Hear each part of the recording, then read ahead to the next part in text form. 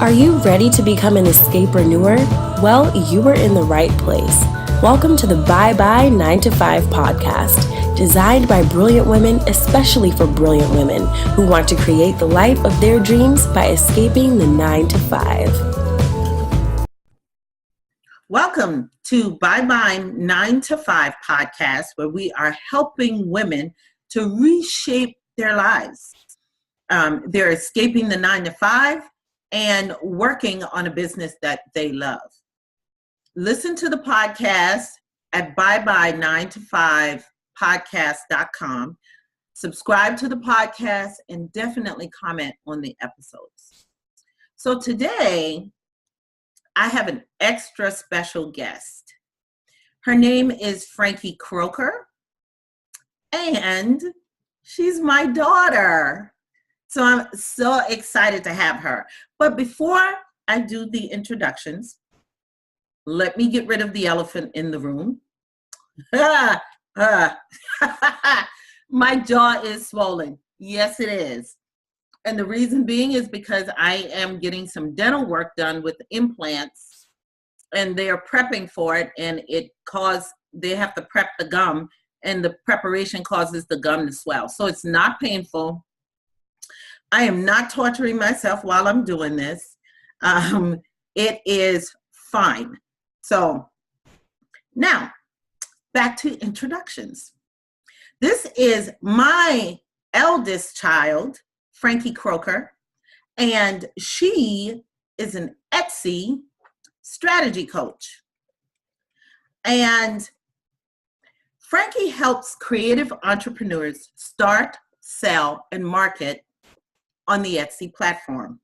When she's not helping build profitable businesses, she inspires littles to be the best version of themselves with her handcrafted bows at littlewonders.com. Most importantly, she enjoys the journey of motherhood with two of her very own little humans. Yes, welcome, Frankie. Thanks for having me. Well, I mean, this is such a joy. Normally people would be able to see the resemblance, but because I look misfigured today, It's kind of difficult to see that. But anyway, Frankie, give us a bit of your story. What has brought you to this place where you are being a creative and a business owner, entrepreneur? Well, I started out almost 2 years ago with Little Wonders, which is a product-based business. I decided that I wanted to start a hobby and make a few dollars on the side. So I started out that way with my company, and eventually, very shortly into the process, I realized that it was requiring quite a bit of work and time. It was turning more into an expensive hobby. And so I decided to pivot a little and transition more into a business. And so that's what I did. So I just changed, the way I was doing things before. If you're familiar with, especially if you have a product-based business and you're a creative, we do a lot of what we do is because we enjoy doing it. As a hobbyist, you just do it whether you make money or not. But obviously, when you transition into a business, every little bit counts, and you're actually making your products for a profit. So it's definitely a mindset change. So that's how I got started.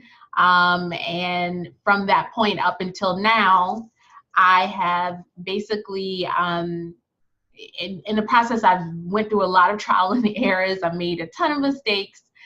But I've also, the one thing that I love most throughout the process is I've learned how to actually run a business. So the creation side obviously was very natural for me. It was easy even when there were things that I didn't really 100% know how to make.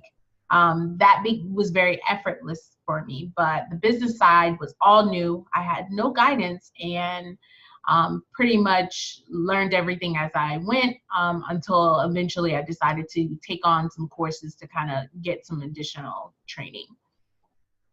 Awesome, awesome, awesome.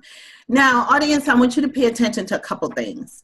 And it's that Frankie started out as a creative solely. And trust me, I'm her mom, so I saw this. Mm-hmm. And I saw her working on the bows, working on the bows, working on the bows. And I had no real clue as to where she was headed with the bow business. I know she just really liked doing it. Yeah. But I had no clue to where she was really headed. But at some point, and let me preface this by saying, because I'm her mom, you know, I have a lot of opinions. So along the way, I give her a lot of thoughts, things to think about, and opinions, and just food for thought. I did a lot of that along the way as she was doing this.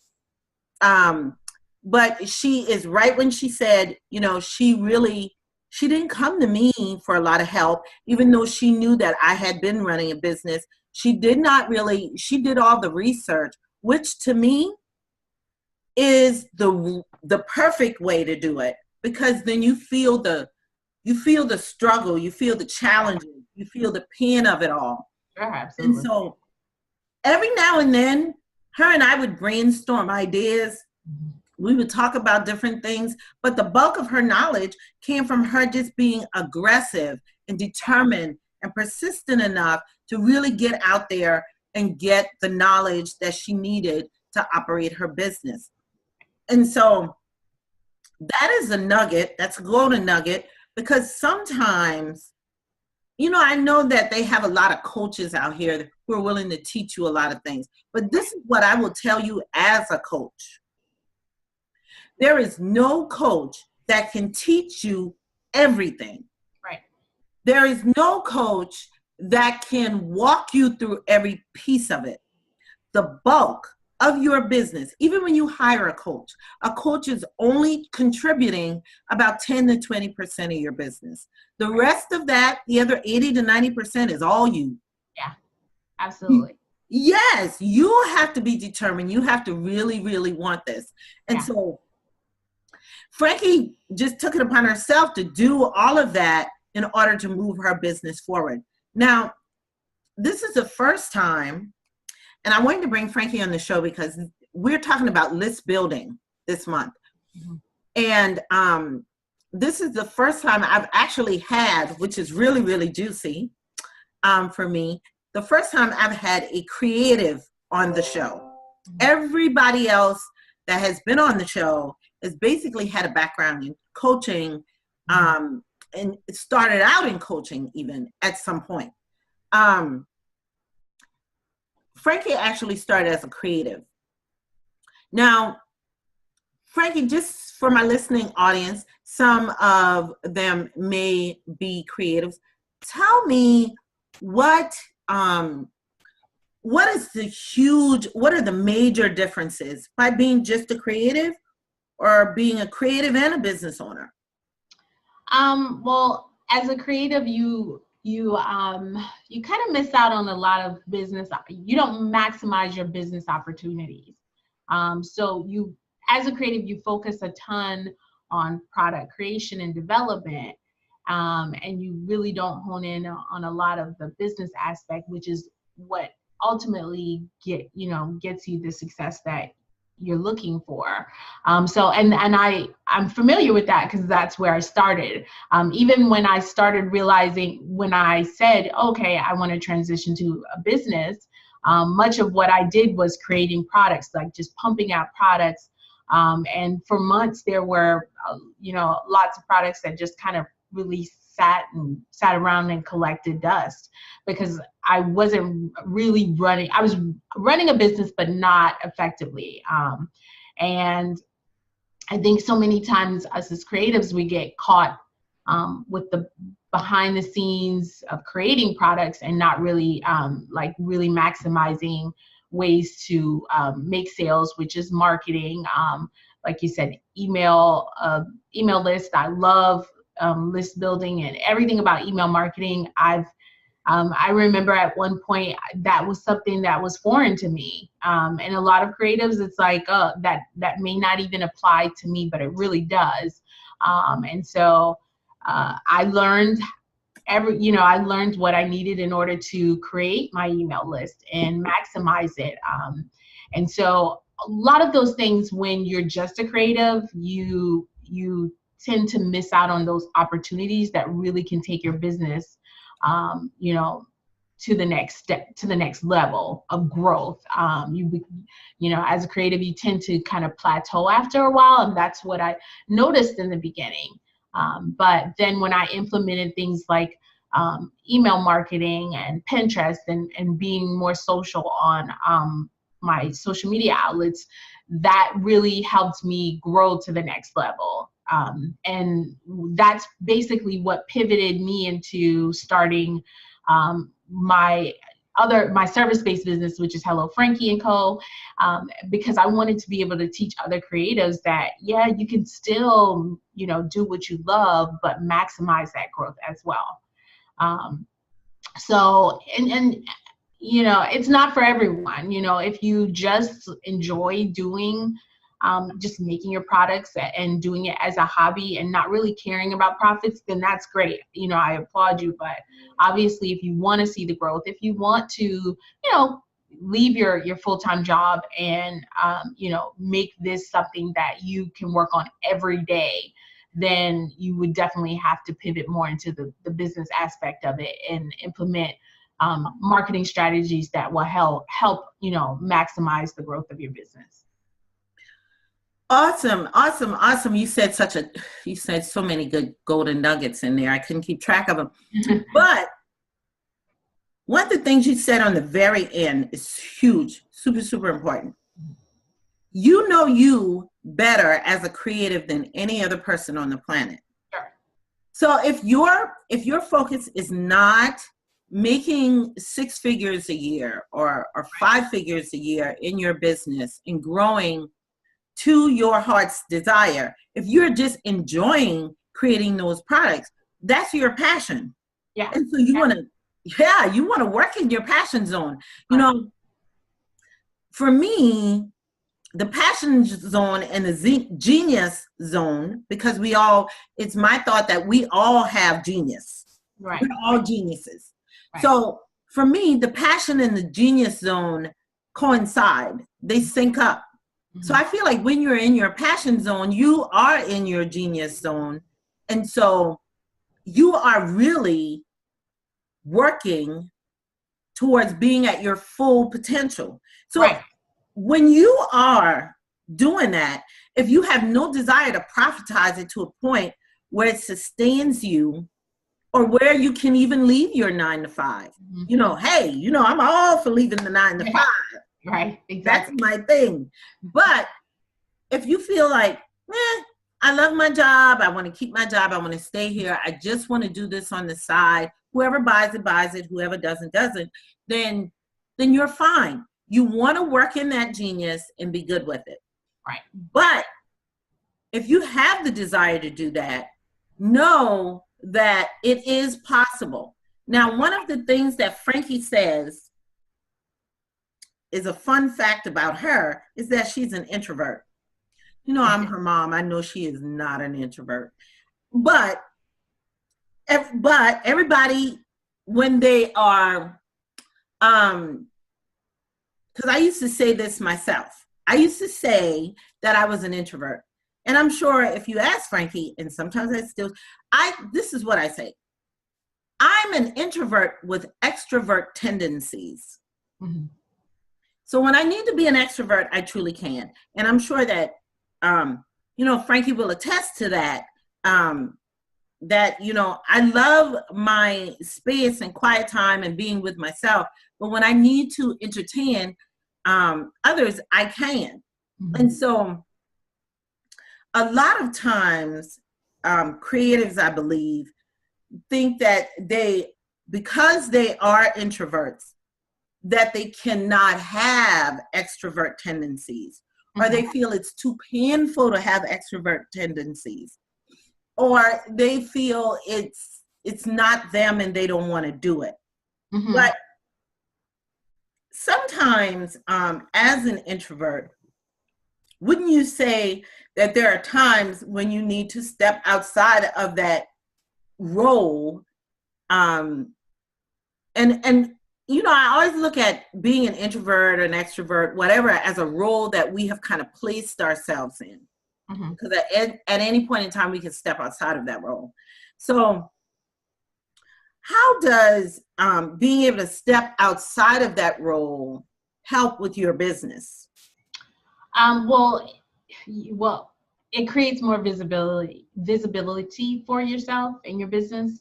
Yeah, I don't like being on camera. I still don't to this day. I'm more of behind the scenes. I really don't, it's okay with not getting recognition for me personally, for the things that I do. I would rather much be behind the scenes. However, when you are growing a business, one of the most important things is you have to put yourself out there. Not even if you decide that video is just not your thing, but you're the face of your brand, and people connect, your customers connect better when they realize there's a real human being and a face to the business. So when you look at other big brands like Target, they have multiple, individuals that represent that business. But when you are a small business, it's easier for your customers and shoppers to connect with you because they realize, oh, she's a real person. She has a family, or she's going through very similar things, or he is going through very similar things that I go through. And so it builds that trust, that, like, know, and trust factor. And it makes it much easier for people to purchase your products or your services. So when I got started, you would not, I struggled with that because there weren't any photographs of me anywhere. There was no mention of my name, any part of my business. But as I grew, I realized that, people are curious about, who's behind the brand. And so I slowly emerged, and I, here and there I do, I share moments, with my fan base and my customers about my life. I'm a single mother, so, they're very well, informed of that. They know that, about my children, things about my children, and just how I got started. So that was pretty much the starting point for me, was just kind of sharing, parts of me. And some of it's a little intimate, but people connect with you better that way. And then I slowly immersed into video marketing, because it was another easier way and better way to connect with my audience. People can kind of relate a little bit better, and they're more willing to purchase your products and your services when they feel like they know you. So it's definitely changed the way my business is. I get emails, from customers or people that I've helped, and, I think they're a little bit more open. People are more willing to approach you when you kind of put yourself out there. And that's what I'm still learning, how to implement that more into my business. But I think it's like super essential, whether you are you're selling a product, or, you are, you're a coach or selling, teaching courses. I think it's super important to put yourself out there, even when you don't want to, even when it's most uncomfortable. Yeah, I think it definitely takes your business to the next level. Absolutely. Now you've given us a lot of information there, a lot of nuggets. And I wanted my audience to actually hear this from you, because you are a self-proclaimed introvert. And so I want them to see that even when you are an introvert and you are so well-spoken, you are very beautiful on camera. Oh, There's no reason. I know my audience is going to say, oh, she's biased. Yeah. But I'm just I'm just saying there's no reason for you not to be on camera. Yeah. And I have been years and years ago, when I first started my business, started dabbling with coaching, I started doing this video blog, and I would record these videos of myself impromptu every week. And so I've gotten used to just being on camera, even looking like the elephant man today. Yeah. I am okay being on camera. It doesn't bother me at all. And so, I think it's important for people to realize that visibility is very, very important. And I know that we're talking about list building, but visibility is a part of that. Oh yeah, absolutely. Yeah, but go ahead. Yeah, it totally is. And it's a further reach. If you're stuck in your little bubble, people don't know you're there. So, even when I started, the platform that I started with is Etsy. And, I was just kind of stuck in my own little bubble, my own little world. And I thought, I could just, place my products on Etsy and they would flock to my shop. And that's, a huge misconception. Even if you have an external website, no one knows you're there. So you have to kind of drive people to you and let them know that you exist, and more than one time. So quite often. So, and it's just part of business. It's a lot of work, but if it's something that you really want, that the reward will come. And so, social media, I've grown to not really enjoy social media as much, but it's one of those things that I don't necessarily expect to monetize from social media. I use social media more so to connect with my community. So to let them know what's going on with my business, and, just to kind of get feedback. It's a good way to get feedback from the people that follow you. So you can, figure out what they like and what they don't like, and you can give them more of obviously what they like.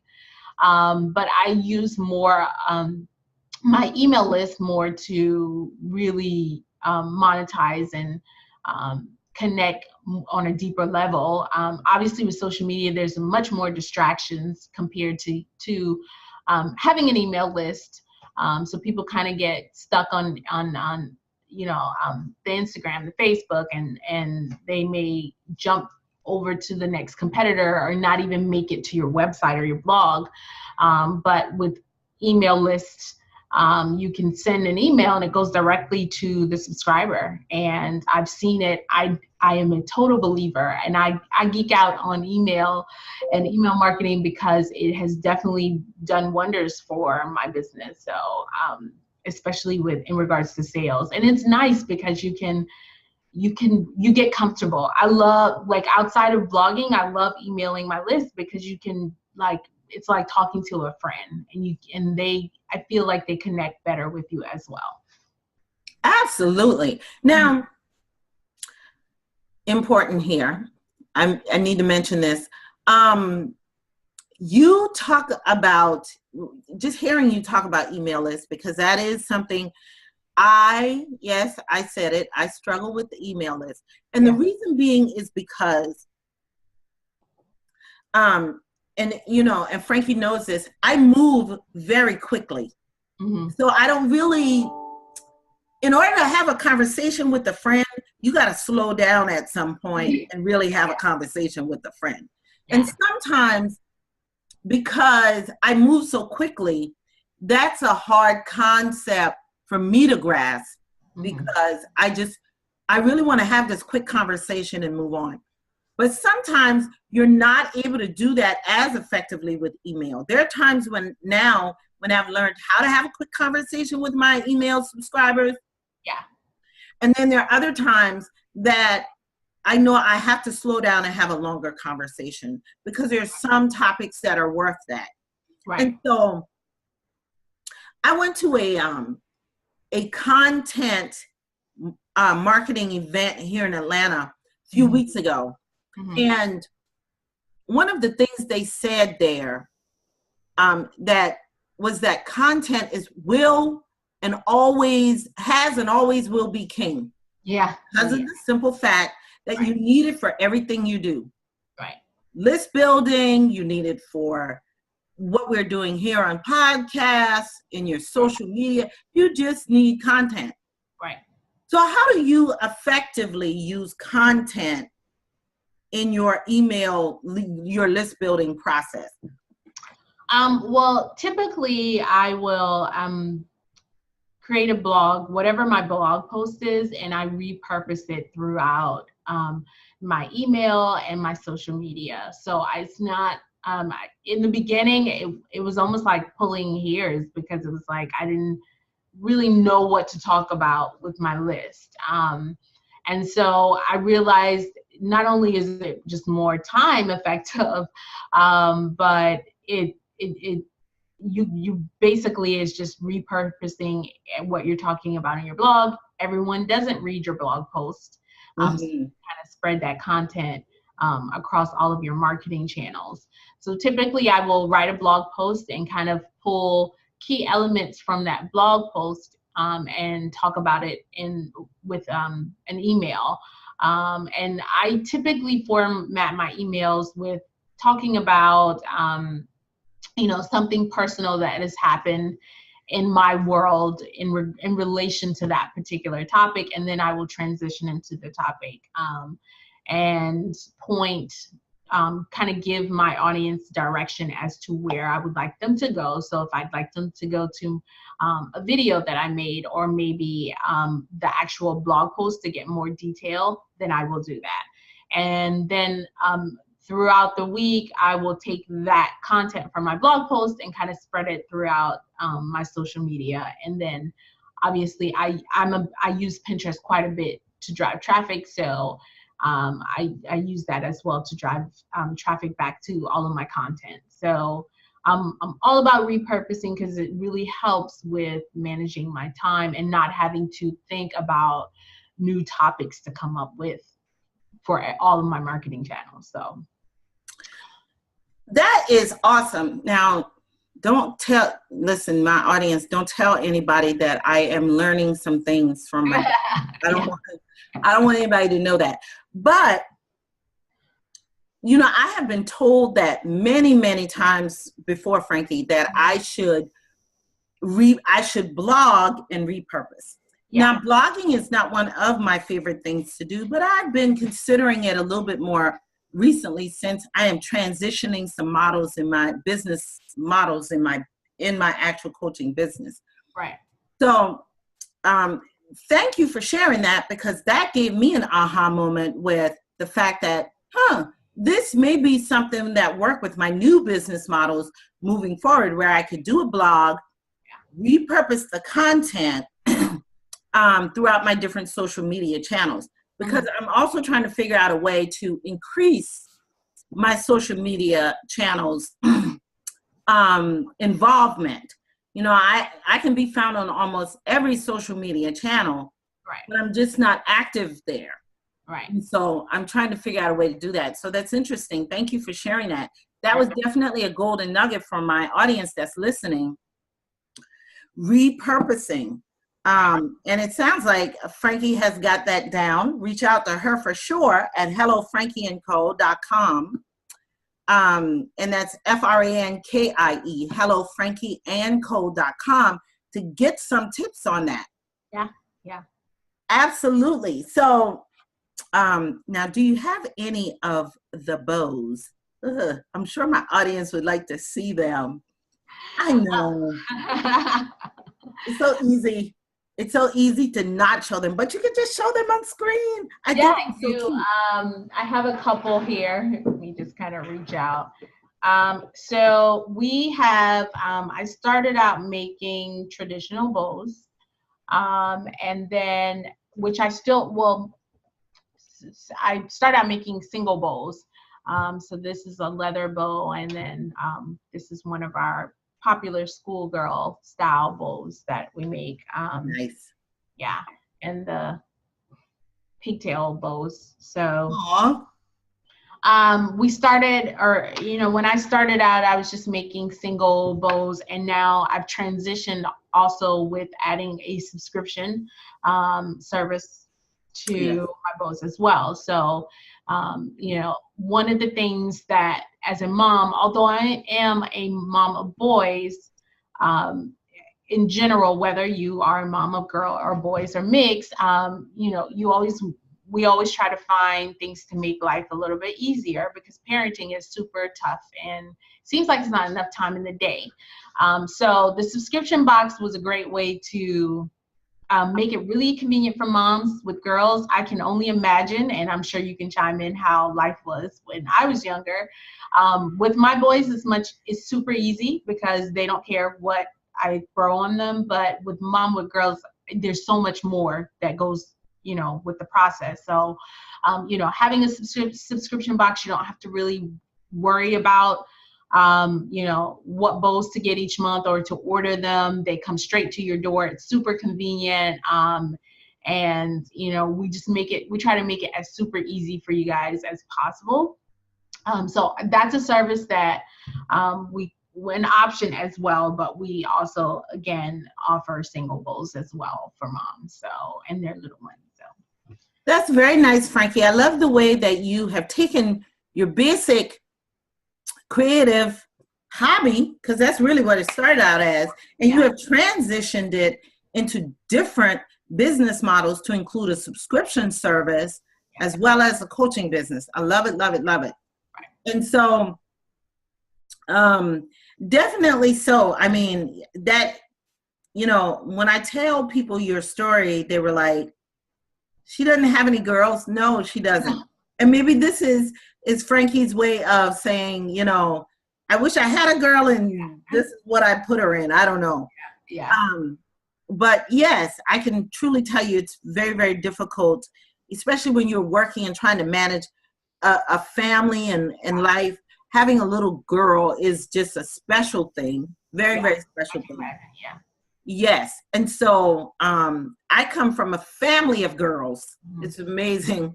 It's just a family of girls. But in my personal little family, I only have 2 little girls. I have, one big girl and 1 little girl. I have my daughter who's here, and then I have a granddaughter. So those are my only 2 girls in my family, my personal family. And so everybody else is boys. Yeah. I have 4 grandkids and 3 of them are boys. And then I have 1 on the way that I believe is a boy. Yeah. So it's just, girls are a special, special thing. I believe that because girls are going to grow up to be women that rule the world. Yeah, exactly. That's what we do. We run the world. Exactly. And so, what I just wanted you to take a look at the bows and see, that she is really working. And actually, just to brag just a little, she is also teaching her son how to grow his own company, and he is growing a bow tie company. Yes. So really, really nice. So we're about to wrap up. Frankie has a free gift for everyone. So tell us a little bit about your free gift. Yes. So if you are a creative and you're on the fence, not really sure if you, where to start, or what platform to choose, Etsy is a great platform to get started with if you're making handmade products. It's also great if you're making digital products as well. So digital prints and artwork. It's a great platform to get you started. I am a huge advocate of Etsy, but I am also a huge advocate of having your own piece of real estate, which would be a website. But Etsy is definitely a great starting point when you're just kind of getting out the gate and getting your feet wet.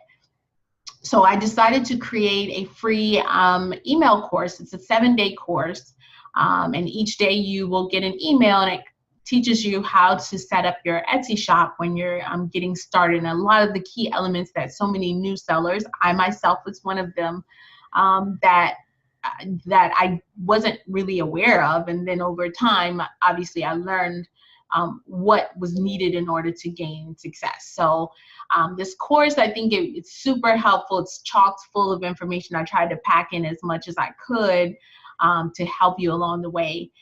The super cool thing about it is, once you sign up for the course, you can also, whether you sign up for the course or not, you can always join my free Facebook group.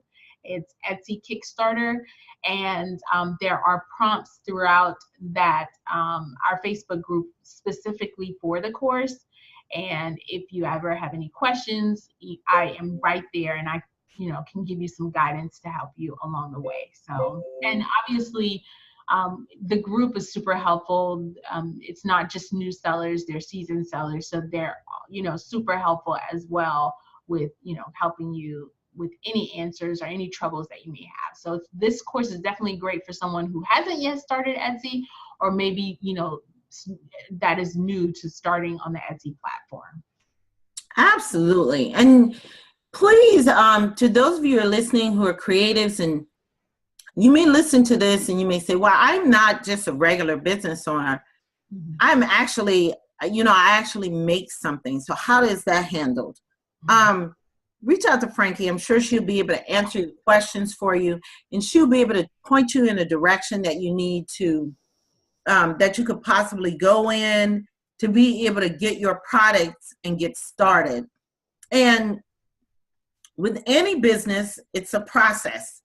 So no different with creatives. It may take you a while to find your legs, find your business legs per se, but it's possible.